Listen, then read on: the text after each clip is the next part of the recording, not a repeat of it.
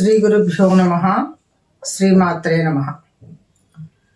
ఈరోజు మనం inter first year గద్య భాగంలో స్టోరీ చెప్పుకుందాం. శరణాగత రక్షణ.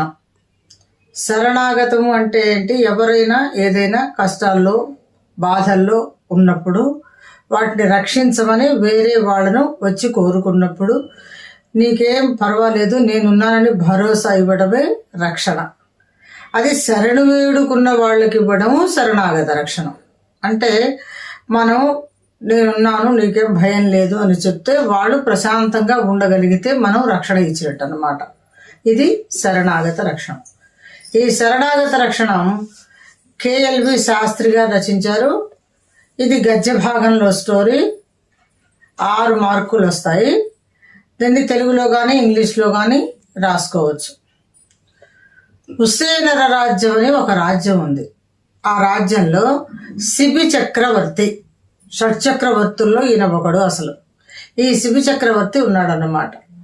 అయితే సహజంగా అందరికీ కూడా తోటి వాళ్ళ మీద దయ కలగటం అనేది సహజం. అంటే మనిషి ఒక మనిషి మీద అట్లా. కానీ ఈ శిబి చక్రవర్తి ప్రత్యేకత ఏంటంటే ఆయన మహారాజు అయినప్పటికీ కూడా పక్షుల మీద, జంతువుల మీద, అంటే భూత దయ అంటారు. అంటే భూతము అంటే ప్రాణి, ప్రతి ప్రాణి మీద దయ చూపిస్తాడనమాట. ఇది అందరికీ కూడా ముల్లోకాలకు పాకిపోయింది. శిబి చక్రవర్తి ఒక మానవుల మీదే కాకుండా క్రిములేంటి, కీటకాలేంటి, పక్షులు, జంతువులు అన్నిటి మీద కూడా జాలి తలుస్తాడు. వాటి కోసం అవసరమైతే ప్రాణమైనా ఇస్తాడు అనేది ముల్లోకాల్లో కూడా వార్త పాకిపోయింది.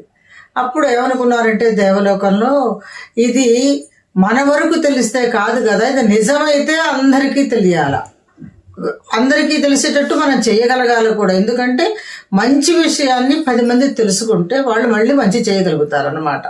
దానికోసమని ఆ దేవలోకంలో ఉన్నటువంటి ఇంద్రుడు, అగ్ని ఇద్దరు కూడా మారు వేషాల్లో ఈ శిబి చక్రవర్తి పరిపాలిస్తున్న రాజ్యానికి బయలుదేరారు. ఈ ఇంద్రుడేమో పావురముగా, అగ్ని ఏమో డేగ అంటే గద్దగా, ఇద్దరు రూపాలు మార్చుకొని భూలోకానికి వచ్చారు. వచ్చి శిబి చక్రవర్తి రాజ్యంలో ప్రవేశించారు. ప్రవేశించిన తర్వాత ఎట్లయినా సరే వాళ్ళిద్దరూ ఆ చక్రవర్తి దగ్గరకు చేరాల. అది వాళ్ళ వ్యూహం అన్నమాట. దానికి వాళ్ళిద్దరు ఏం మాట్లాడుకున్నారంటే, ఇంద్రుడితోటి అగ్నిదేవుడు అన్నాడు, నువ్వు పావురం కావు, నేను డేగనవుతాను, నా ఆహారం నువ్వు కదా అప్పుడు, అందుకని నేను నిన్ను వెంటబడుతూ ఉంటాను, నువ్వు ఆ భయంతో పరిగెత్తుకుంటూ పోయినట్టు పోయి ఎట్టనే నా రాజ్యంలో ప్రవేశించి రాజుగారి దగ్గర పోయి శరణు కోరుకో అని చెప్పాడు. సర్లే అనుకున్నారు. ఇద్దరు రూపాలు మార్చుకున్నారు. వచ్చారు. పావురం ముందు పోతుంది, వెనక డేగ తరుగుతూ ఉంది. ఈ భయంతో వణికిపోతున్నట్టుగా పావురం అటు ఇటు కొట్టుకుంటూ తిరిగి శిబి చక్రవర్తి దగ్గరకు వచ్చి అక్కడ వాలి, స్వామి నన్ను రక్షించండి, నన్ను తింటానని డేగ తరుముకుంటూ వస్తుంది, నాకు భయం వేస్తుంది, నాకు బతకాలనుంది అని చెప్తాడు. అప్పుడు రాజు అంటాడు, ఇంకెందుకు నువ్వు నా దగ్గరికి వచ్చావు కదా, నీకేం భయం లేదు, నేను చూసుకుంటానని చెప్పాడు. ఇట్లయితే సరే నేను భయపడుతున్నట్టుగా పావురం శిబి చక్రవర్తి పక్కన వచ్చి కూర్చుంది. ఈలోపు డేగ తరుగుకుంటూ వచ్చింది. వచ్చి నా ఆహారం ఎక్కడ పావురం అనుకుంటూ చూసింది. చూస్తే ఆ పావురం రాజుగారి పక్కన ఉంది. రాజా, ఆ పావురాన్ని వదలండి అని. ఎందుకు వదలాలా? అదేంటి అడుగుతారు. సృష్టిలో భగవంతుడు దాన్ని నా ఆహారంగా సృష్టించాడు. నేను ఆకలితో ఉన్నాను, కష్టపడి ఇందాకడి నుంచి తరుగుకుంటూ ఎంత దూరం నుంచో ప్రయాసపడుస్తున్నాను, ఇంకా ఆకలి పెరిగిపోయింది నాకు. నా ఆహారం ఎదురు ఉంచుకొని మీరు పక్కన పెడితే నేను ఏం తిని బతకాలా? నా ఆహారాన్ని నాకు వదలమంటాడు. అప్పుడు శిబి చక్రవర్తి అంటాడు, భగవంతుడి సృష్టిలో నీ ఆహారం కరెక్టే కానీ దానిది ఒక ప్రాణం కదా, ఆ ప్రాణము తనను తను రక్షించుకోవడానికి తపన పడుతుంది, బతకాలని కోరుకుంటుంది, నీకు ఆకలి తీరటమే ప్రధానం కదా, ఎంతైతే పావురము తూకం గల మాంసం వస్తుందో అంత నా శరీర భాగం నుంచి నీకు ఇస్తాను, అట్లెందుకు నాకు పావురాన్ని ఇవ్వమంటుంది డేగ. నీకు ఆకలి తీరటం ప్రధానం అన్నావు కాబట్టి నా మాంసం ఇస్తాను. సరే అట్లయితే, కానీ ఒక్క షరతు అండి, మీరు బాధపడకూడదు, ఏడవకూడదు, సంతోషంగా తీసి పెట్టాల. అప్పుడు శిబి చక్రవర్తి ఏం చేస్తాడు, పక్కనే ఉన్న తన భార్యకు సైగ చేస్తాడు. ఒక కత్తి తీసుకొని వస్తుంది ఆవిడ. వస్తే అప్పుడు కుడి భాగం నుంచి మాంసం అంతా తీయమని చెప్తాడు. కుడి భాగం నుంచి ఆమె కట్ చేసి మాంసం అయితే ఎట్లా పావురానికి సమానమైన మాంసం ఇస్తానన్నాడు కదా, ఒక త్రాసు తెప్పించి ఒకవైపు పావురాన్ని కూర్చోబెట్టి ఆ త్రాసులో తను కోసిస్తున్నటువంటి మాంసాన్ని పెడుతున్నాడు, భార్య కోసిస్తున్నది, ఆయన పెడుతూ ఉన్నాడు. కానీ ఎటువంటి బాధపట్టాలి, ఎందుకంటే పరోపకారం ఇదం శరీరం. మనం బతకటం అనేది పెద్ద లెక్కలోది కాదు అసలు.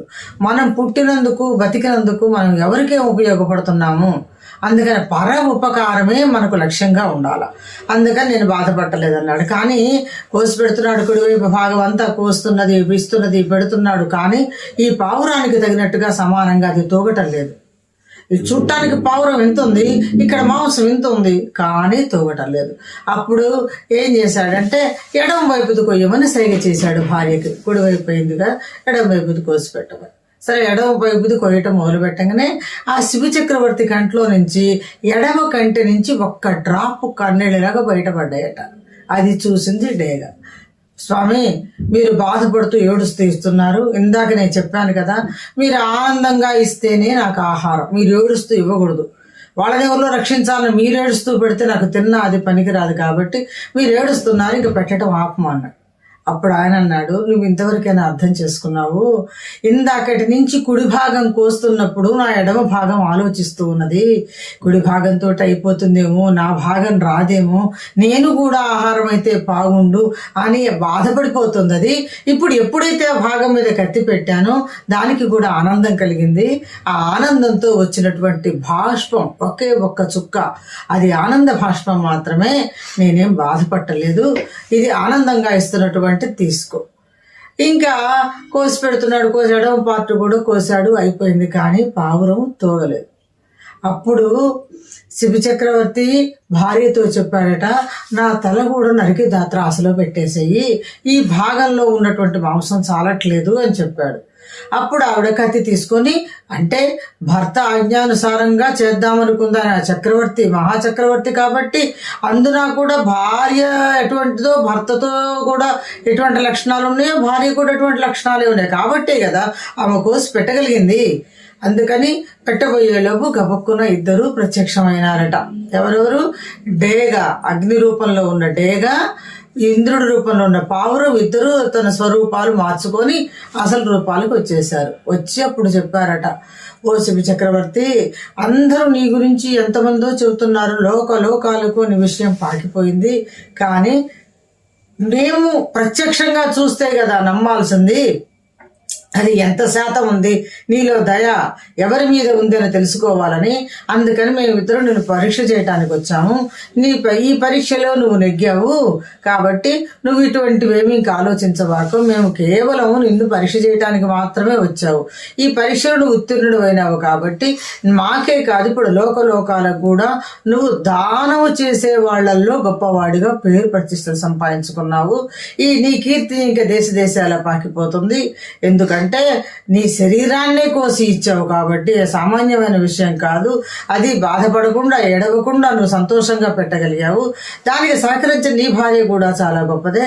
అందువలన ఇప్పటి నుంచి నీ కీర్తి దేశాల పాకిపోతుంది, మేమిద్దరం కూడా నీకు ఇబ్బంది లేకుండా చేస్తామని ఇంద్రుడు ప్రత్యక్షమై నువ్వు చేసినటువంటి చాలా ఉత్తమమైందని చెప్పి ఆ ఇద్దరు వేషాలు మార్చుకున్న దాన్ని బట్టి నీకు కూడా నేను ఒక వరం ఇస్తున్నానని చెప్పి ఆయన ఆనందంగా ఆయన ఆశీర్వదిస్తే మళ్ళీ ఈ శిబి చక్రవర్తి శరీరం మామూలు రూపానికి వచ్చేసింది. అంటే కోసిన మాంసం అంతా ఆ ఖాళీ ప్రదేశం లేకుండా మళ్ళీ నిండిపోయి ఆ మాంసం కొయ్యక ముందు ఏ రూపం అయితే ఉన్నదో మళ్ళీ అదే రూపాల్లోకి వచ్చాడు. అంటే శరణు కోరుకున్న వాళ్ళ కోసం తన ప్రాణాన్ని కూడా లెక్క చేయకుండా ఒక మాంసమనే కాకుండా తలను కూడా కోసి పెట్టడానికి సిద్ధపడ్డాడు. కాబట్టి ఆ శిబి చక్రవర్తి దానంలో పేరు పొందిన వాడైపోయాడు అనమాట. ఇప్పుడు కర్ణుడు వీళ్ళందరికంటే గొప్పవాడు. ఎందుకంటే ఈ దానం చేయడంలో చాలా మంది గొప్పవాళ్ళు ఉన్నారనమాట. శిబి చక్రవర్తి శరీరాన్ని కోసిస్తే